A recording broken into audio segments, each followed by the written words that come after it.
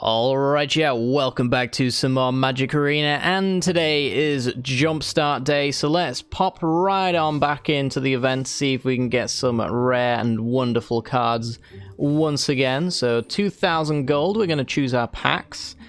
From these, I believe we've never done Under the Sea and Feathers Friends. Actually, I noticed the other day that I don't need to track which ones I've opened before, because if you look at the land on the art, there's actually a tick to say that you've got it before. So it's actually between Feathered Friends and Under the Sea, and I've actually done myself a little favor as well, and I've got up the list of the things that we can get in each of these packs. So in the birds we can get Angel of the Dire Hour, Archon of Justice, Archon of Redemption, and Steel Plume Marshal.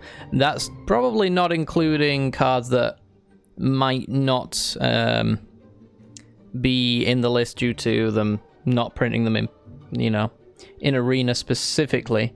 Under the Sea, I don't think it's got anything all that great. It's got Pursued Whale and Whelming Wave. I actually do want a Whelming Wave copy. I think that's actually a decent enough wipe, so I think I might go with Under the Sea here. And we have to take Basri. Basri is like mythic rare level of cards, plus we've already done Legion and Spooky, so it's gonna be Basri Under the Sea. My goodness, it's the Disney film you wish you'd seen. So it looks like we didn't get the Whelming Wave. We instead got the Pursued Whale, which is a 7 mana 8/8. When it enters the battlefield, each opponent creates a 1/1 red pirate creature token with this creature can't block, and it also has creatures you control attack each combat if able, so we can force our opponent essentially to swing into our board state, and we've got an 8/8 at least, so we've got a board that can profitably block to a certain extent. Also says spells your opponents cast that target Pursued Whale cost 3 more to cast, so it's a little bit harder to get out there as well. So pretty decent in a limited sense. And that's going to be our rare. For our Basri side of things, obviously we're going to get ourselves a copy of Basri Ket, which is not a bad Planeswalker. It's not a great one either, but it's the one we're going with. 3 mana 3 loyalty, you get to put a counter on a creature, and then it gains indestructible. You can -2 to make 1 or more non-token creatures attacking, creating that many 1/1 white soldier creature tokens tapped and attacking, and then the -6 makes you put a token into play and then a counter on each creature controls. Very Ajani-esque in design. Other than that, though, let's have a look-see. We've got some bounce. We've got some go-wide strategies. It looks like a lot of counter synergy. I'm wondering about if we've got any kind of token stuff in the blue side. I'm guessing we don't. And I'm also wondering about our removal. We got a Basri's Lieutenant, very good card actually. It's got board wipe protection in the +1/+1 counter synergy, so that's kind of cool. We got Faith's Fetters and Voyage's End and Waterknot. Those are going to be our removal spells, it seems. We've also got Waker of the Waves. Didn't notice you. 7 mana for a 7/7 that creatures your opponent's control get -1, -0, and if we've got it in our hand, we might discard it to look at the top 2 cards of our library, put one into our hand, and then the other 2 into our graveyard, so can be pretty useful. This is decent enough as like a reanimation target, but we didn't get the reanimation pack, unfortunately. But yeah, blue-white deck seems solid enough. I think it's probably not as powerful as we'd hoped, but, we got some interesting stuff in here. So yeah, if you do enjoy the content, then make sure to like and subscribe. Thanks. This video is brought to you by the generous support of our wonderful patrons and channel members that you see here. If you'd like to support the channel and get access to cool content like sneak peeks, bonus videos, polls on future content, or access to a personal deck critique from myself every month, then hit the join button down below, or check out the Patreon link in the description. With all that said, let's get into the gameplay.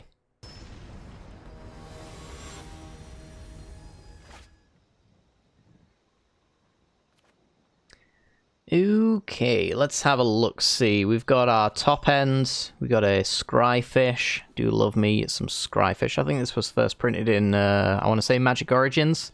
Used this a fair bit in my time. And yeah, we got something to take advantage of it, I guess. We're going to keep this one. It's not exactly the craziest hand of all, but I think it's an acceptable one. Our opponent is green at least, could be green-black. We're going to name white and give away our color combo. But again, they could be monocolored, so they are, I think that's walls, yeah. They are playing walls at least. So we're going to go with island. I think we're going with scryfish. We'll get an upkeep stop for your boy.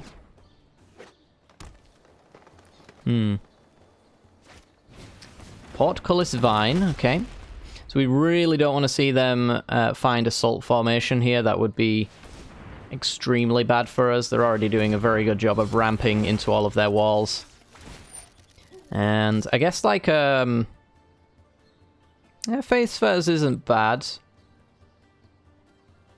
Can't use Faith Fetters to lock down the Overgrown Battlement in its mana ability, but I think having some removal is better than not having removal. You heard it here first. Now then. I think we're going with Siege Striker.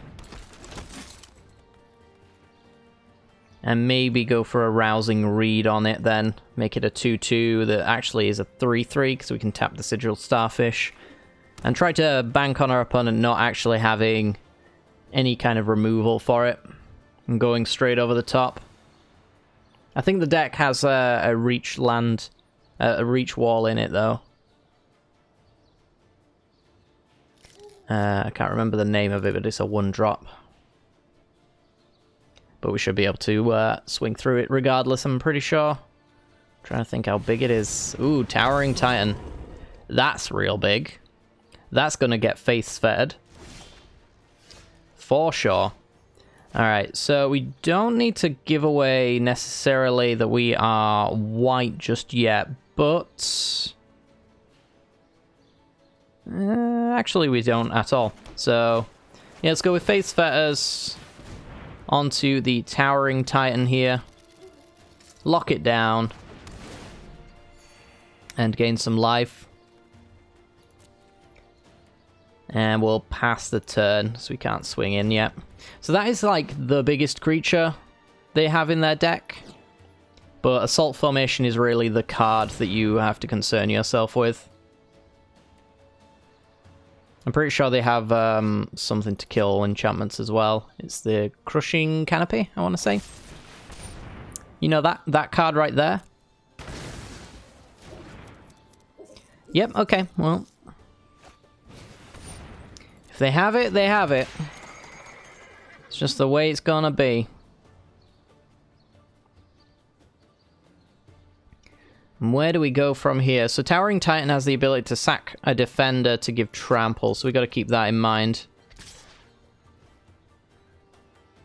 For now, I think I'm going to take the 11 and basically scry for Water Knot. Nope. Take 11. We just haven't really gotten going here, unfortunately. Alright, Scryfish, help. Destroy a permanent for 7 mana. So far away from that being good. And we draw nothing. Yeah.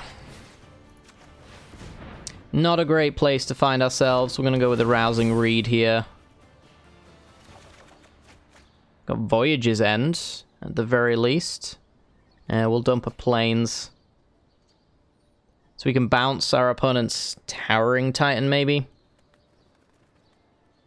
Force them to replay that. Yeah. The Warmonger's Chariot as well is not very good for us at all. Opponent goes land.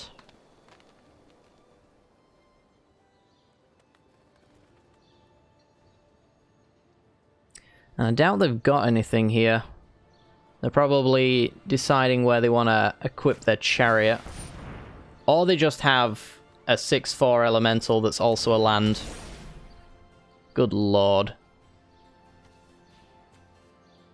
I think this is lands and walls.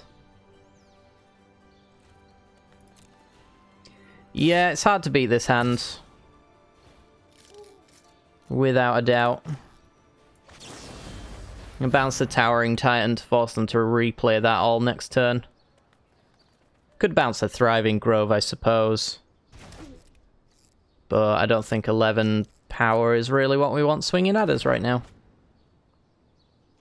And do I block the Thriving Grove? We'd kill it, but then we'd pretty much kill our chances of winning as well, which is less than ideal. I think I probably have to.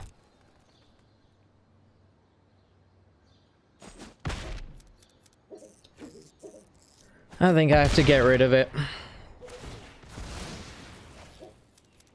So they get their land back. We get an upkeep Scry. Hun doesn't really have much going for them right now, neither do I. To the bottom. Legion's Judgment. There we go, that's a card. Okay, we're going to go with Basri's Lieutenant. And then stick a counter on it. So now it's a 4/5 with Vigilance that actually swings through. We've got the Legion's Judgment to kill the Towering Giant. I'm going to set another upkeep stop, because literally I think one bad draw away with the top decks here from losing. And I would like to not lose. So Warmonger's Chariot gives +2/+2, so this can be a 5-powered creature. It's at 5/6. It goes without saying, that's pretty bad. Not as bad as our deck. You might say our deck is badry. No, don't say that. It's not a good thing to say. Alright. Go to 8. Can't afford to block. Come on, Scryfish, save me. Wow, what a card. Put that in the trash. And Feet of Resistance. You know, it's not bad. You know what is bad? Me discarding that Plains earlier. So now I have to hold up and Feet of Resistance. Oh, no. Ooh, okay. I almost skipped combat there, and it was a definite no-no.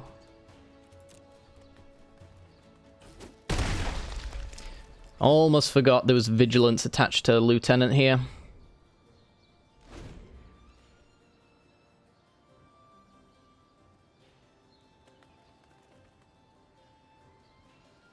So I have to save the Judgment for the Towering Titan.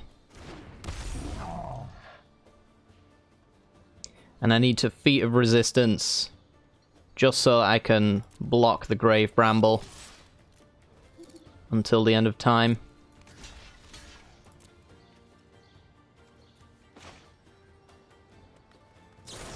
So make it a 5/6. A stalemate, if you will. And protection from green. Good stuff. And then we're going to Legion's Judgment up the Towering Giant. I forgot to set my upkeep stop, but you know, Pegasus isn't the worst. Except for, you know, when you can't actually cast it. So get rid of the Towering Titan, and then we get to swing in for another 5. We're maybe slowly coming back into this game. Could find that having that dead draw there, though, was very bad for us. Our opponent is also basically an assault formation away from winning. So I need to be able to essentially lock down their board before that becomes an issue. Gargoyle Sentinel is another card that really needs dealing with, since that is a flyer for 3 mana.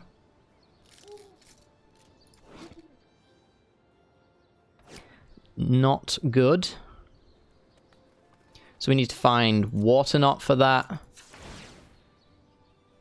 Or... I definitely don't need another island. Come on, Scryfish, save me. Planes.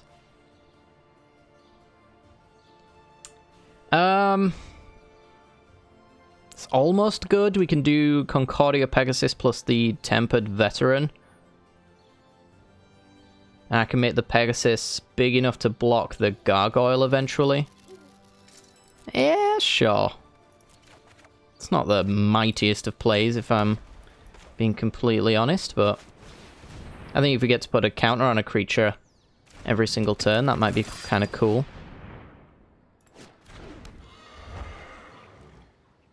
There we go, and pass the turn.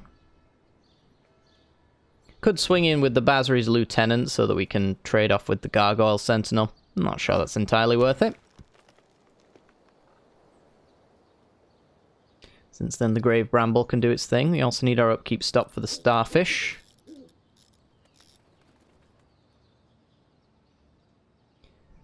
Right about now is when I really want my Basri's Solidarity, but... can't have that. Alright, so we're going to take 3.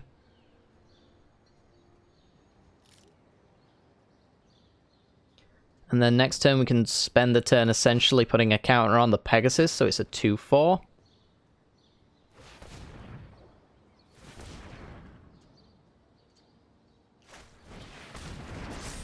Elemental Uprising. Ooh dear.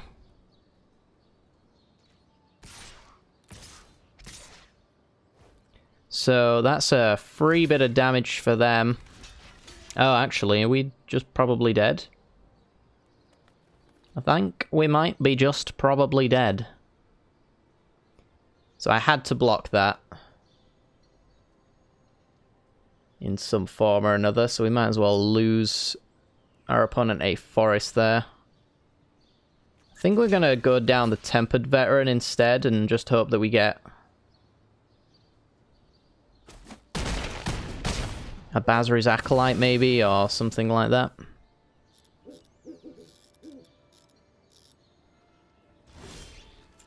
Alright, upkeep Scry. The Plains is not ideal. Tolarian Kraken. Whenever you draw a card, you may tap or untap a creature. Well, I mean, it's what we've got.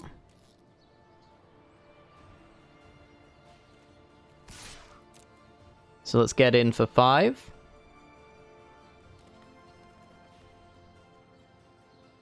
See if they want to block and sack. I think this can do it, right? Oh, it's 2 mana.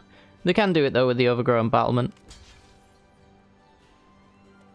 Does it sack another creature?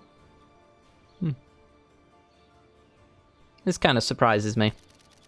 Overgrown Battlement, I guess it's already got... you've already got the top end of your mana curve anyway. Especially since we've killed, like, the Towering Giant. And you might want the extra draw with the Vine to find the Salt Formation. Don't you dare have additional answers. I'll be so upset.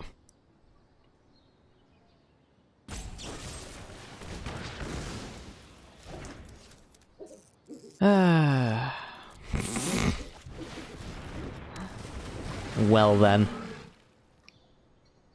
So we're going to 2. I need this upkeep stop, otherwise I will die. We need to find Waterknot.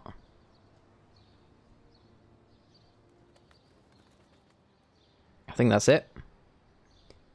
I think that is the extent of our outs. So we know that Basri's Solidarity is at the bottom. Waker would be a redraw, at least. That's a Plains, and... Aegis Turtle. Wowee. Okay. Yeah, we're dead.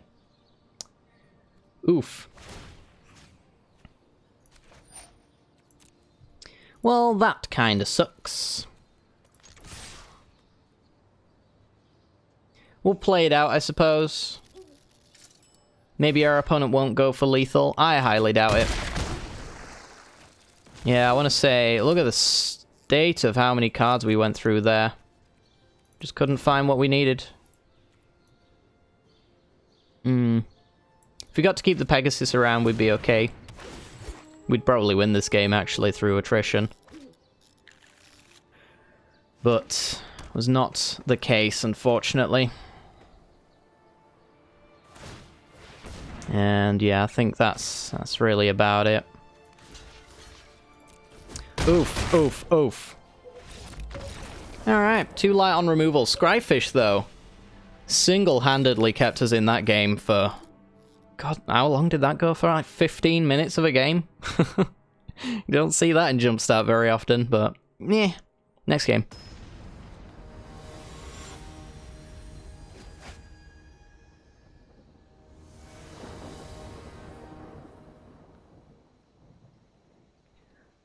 Alright, opponent is on the play. We have a 0 creature hand, but it does have essentially all of our removal in it.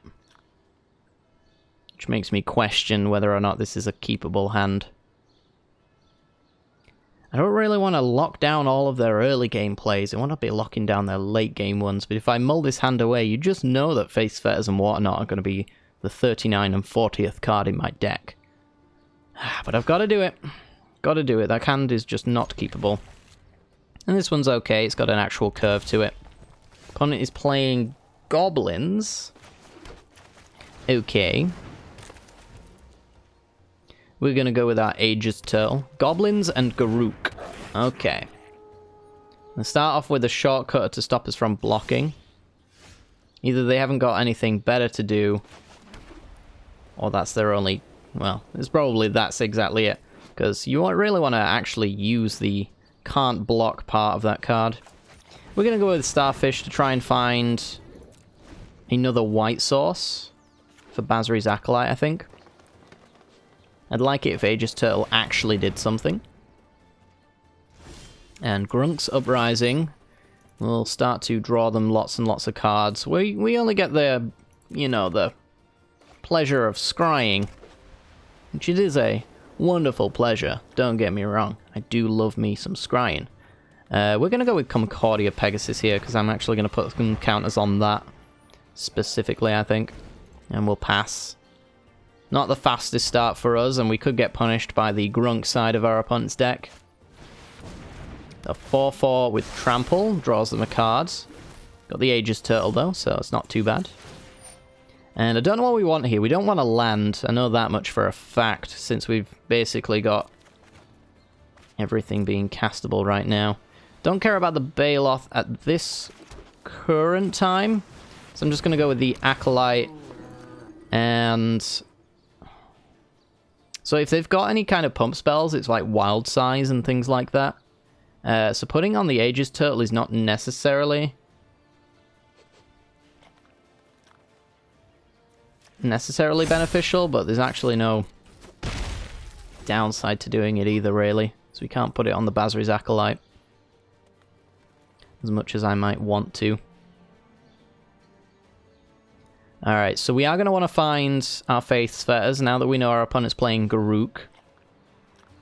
Since we can actually Faith's Fetters the Grunk itself. We're getting fought.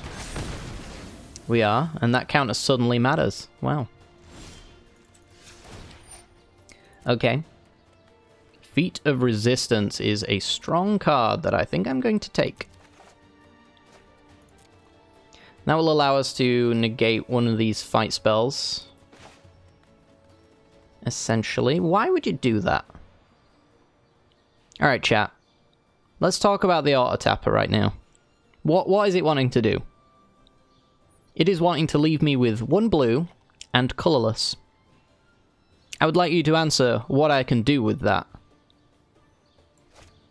When in actual fact, it could do this instead. What does that leave me with? What's that? 2/3 of my options are now available to me? Thanks, auto tapper. Alright. Pass the turn. Woosa. Woosa. Get the upkeep stop for the Scryfish again. There's Grunk. Alright. We either need to get to Obelisk mana, or I need my Faith's Fetters from the Scryfish. I imagine the Faith's Fetters is going to come first. How many times have we scryed so far? Ooh, gonna make a beast. Okay. I kind of expected them to go for the trample, to be honest. But I suppose this makes a lot of sense as well. We can actually Feat of Resistance on green and kill that token, though. Which is amusing. Alright, my turn. Good cards? No. Nice try, deck. Nice try.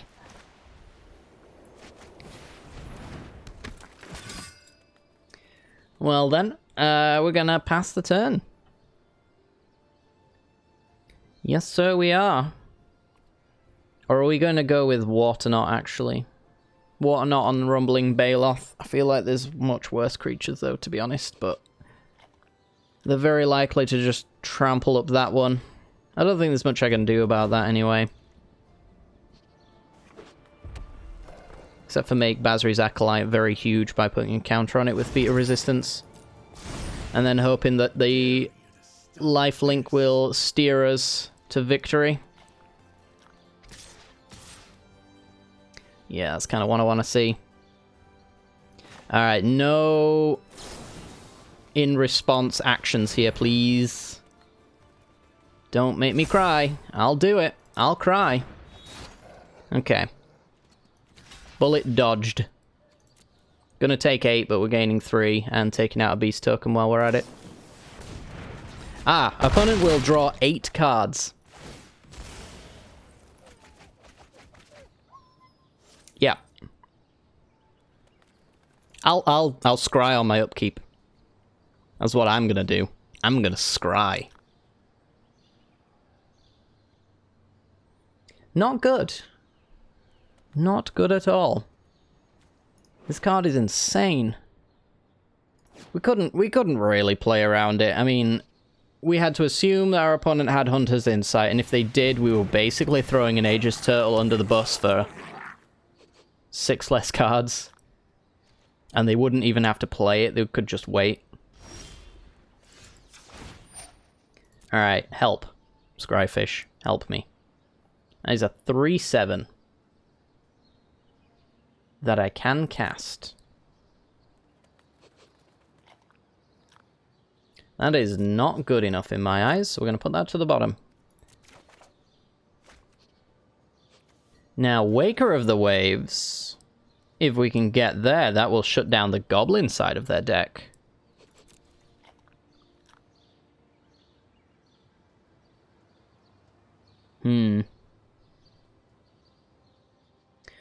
So let's see. I can Waterknot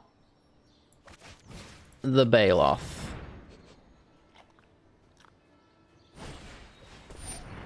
Good lord. I can lose. Oh, I can lose like the best of them. Okay. All right, we'll just lose. I didn't think this deck would be as bad as it is, but it is repeatedly disappointing me.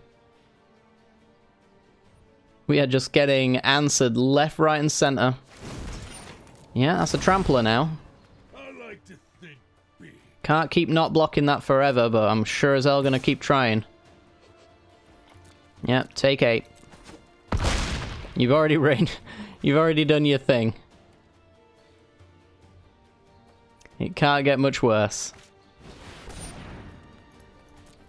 Okay. Yeah. Yeah. I mean, it's a May ability, so they can just choose to not do it here now, which is a shame. But, you know, at least they don't get rid of my Tempered Veteran. Help. Nope. Rousing Reed. Okay. Rousing Reed, Basri's Acolyte. Help. Face fetters! Yes! Okay, we might be digging our way back into this game. So I'm going to dump the Waker. We're going to kill Grunk, and we're going to face fetters the Baloth here, I think.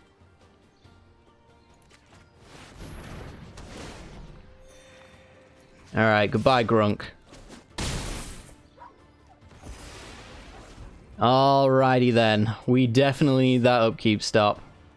So we haven't seen a Crushing Canopy from them yet, so let's watch them do it now. But at least, in that sense, what we have is a situation where Basri's Acolyte's getting bigger every single turn. Aegis Turtle can block the Affectionate Indrik or the Rumbling Baloth, whichever one they go with. And they're 14 cards away from decking themselves, which I doubt is going to happen, to be honest, but... Please. Please. I had hope. I just had the little sprinkle of hope, and you just took it away from me. It has been a bad day today, chat. It has been a bad day. Magic the Gathering does not like me. Alright. Tolarian Kraken. Is it good? I'm gonna go with a hard no on that one.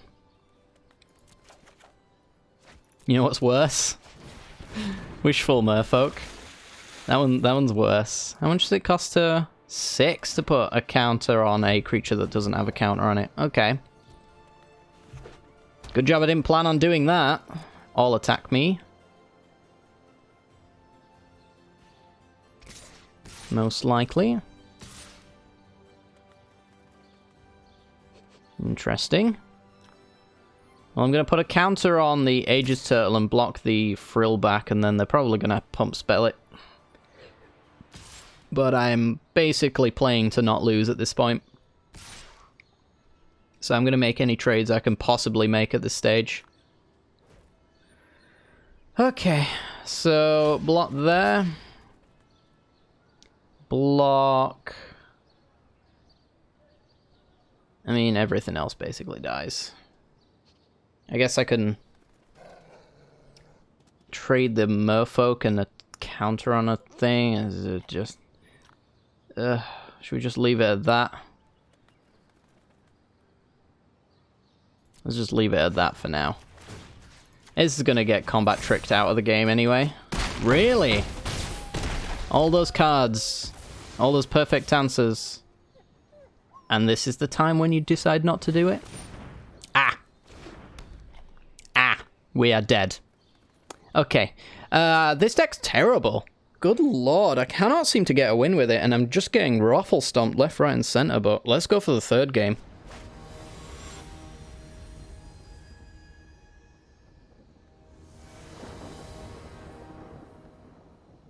Okay, do we have a playable hand?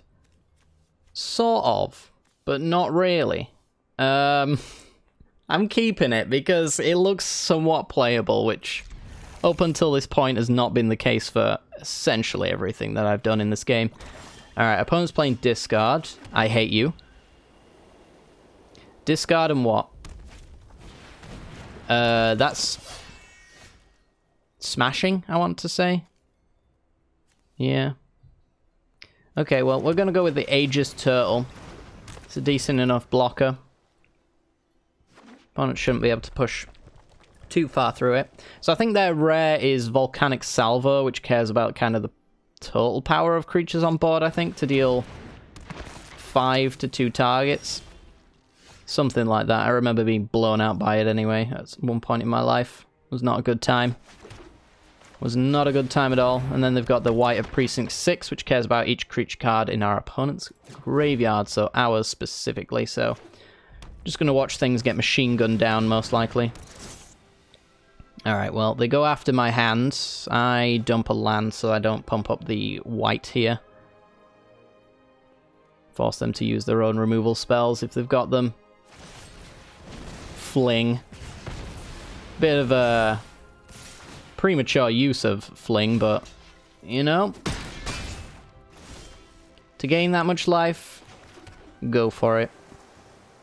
So, do I want to actually Faith Fetters up the white? It's going to get very big, and I don't actually have a good answer for it outside of this and Water Knot, really. So, I guess this is about as good as a Faith Fetters is ever going to get.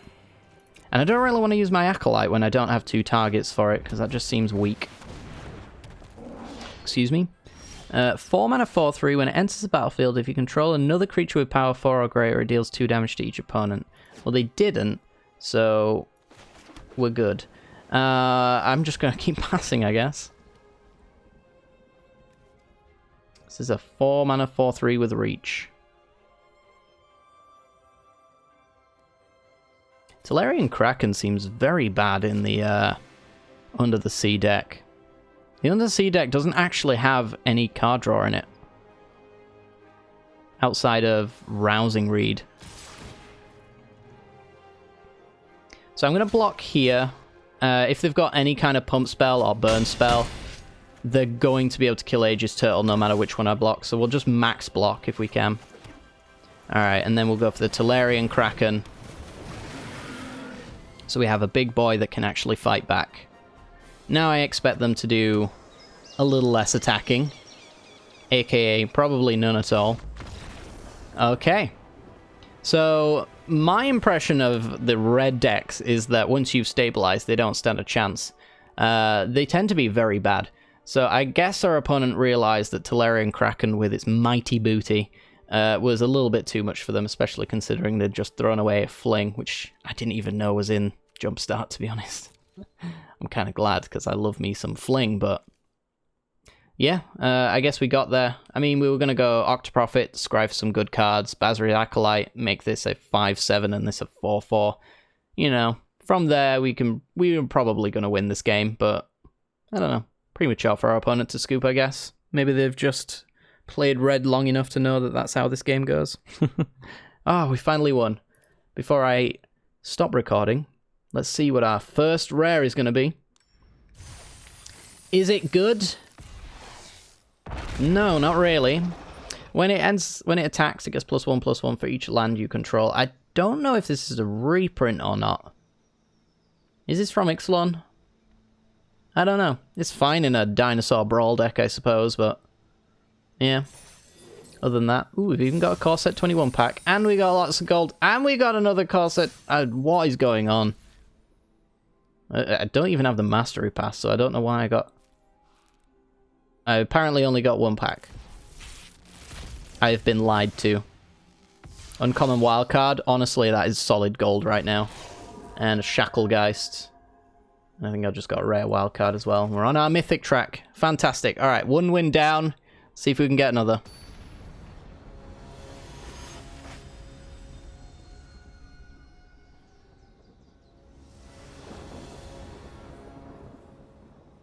Alright. On the play, we have Scryfish, the only good card in our deck. We're going to keep it. I do not consider any of the other cards in this hand good at this stage. They have all disappointed me in their own wonderful way. Like Basri, right now he's disappointing me by being double white. Our opponent is on white unicorns. Alright, give me white mana so I can play Basri. Oh, Scryfish. That's why you're the best card in my deck. Alright, we want to get Basri down as early as possible so that we can use his ultimate, essentially, to win this game. It's the only good card in our deck is his ult, and we can't get to it. So, Scryfish is a 1/4 now. Our opponent is playing Mill Unicorns. We do not have as much time as I would have hoped. I think this turn we are going to be going with Basri's Lieutenant, but I don't know if I really want to... I guess I could. Scrying doesn't really matter when everything's getting milled anyway. Concordia Pegasus. No, I'd like to just go with the Lieutenant here. Put a counter on itself, and then Scryfish it up.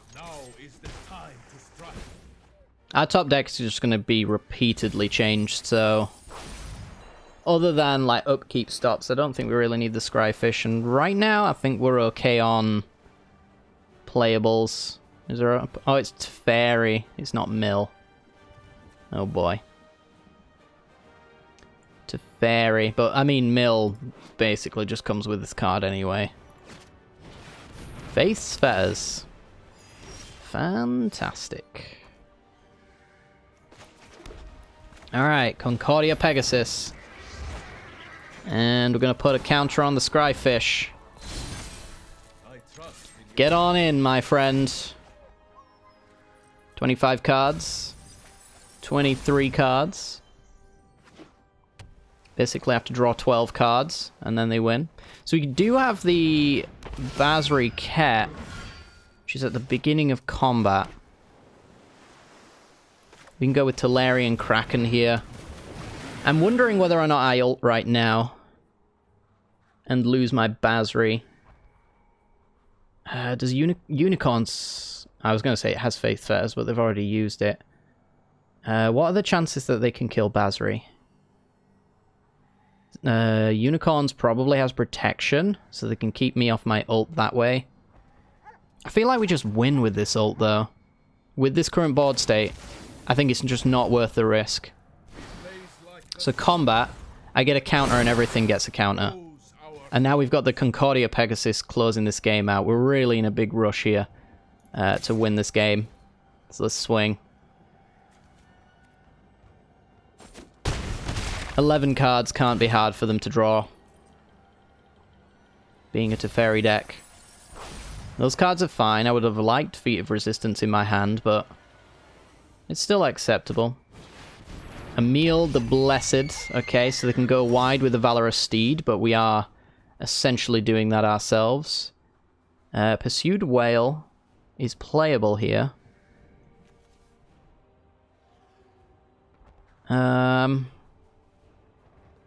Is it a thing that I would like, though? It makes them a blocker. It doesn't actually, no. They can't block. I'm going to decline. We're going to play the Pursued Whale. Then we'll make a token. Oh, thank Christ for that. Oh. It's first time ulting Basri, by the way. This deck is garbage, and I am so glad to be done with it. Wow, honestly, I did not think it would be this bad. Never pick Under the Sea. I think Under the Sea is the worst. And we did get Whelming Wave, which is why I picked it in the first place. So to get that as a reward, at least that makes me feel a little bit better. But yeah, I am not playing with this deck anymore. I've got my 2 wins. Usually we do like 3 or 4 wins, but that's usually because the deck is good and it actually deserves them. There's a few losses that I'm not including in this this video because it would go on for too long, essentially. We spent probably 90% of the game, this recording session losing, and not in any kind of fun way, in a they have a perfect answer and I draw garbage kind of way. So for the sake of entertainment, I've just decided to cut them out and shorten the video to be more concise and actually interesting, or at least as interesting as it possibly can be. But yeah, I would never recommend picking Under the Sea. I think it's garbage. I think that nothing except for Scryfish. You know what? Scryfish, 5 out of 5, 10 out of 10, 5 stars, 3 chicken nuggets out of 3. Whatever you want to use your rating system, as long as this is top of the list, then that's fine by me. Sigilled Starfish is the only good card in that blue deck, and it absolutely kept us in the game. Everything else was just do nothing. There was a whole lot of just doing nothing whatsoever. At least I got my Basri Plains.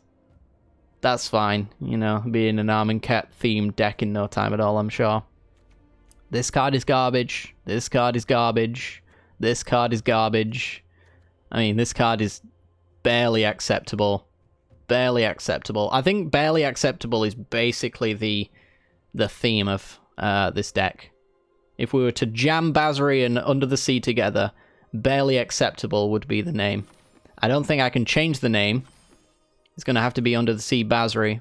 I'm going to call it Basri Under the Sea because it just sounds better. But yeah, I'm going to call it Basri Acceptable. There you go. All right.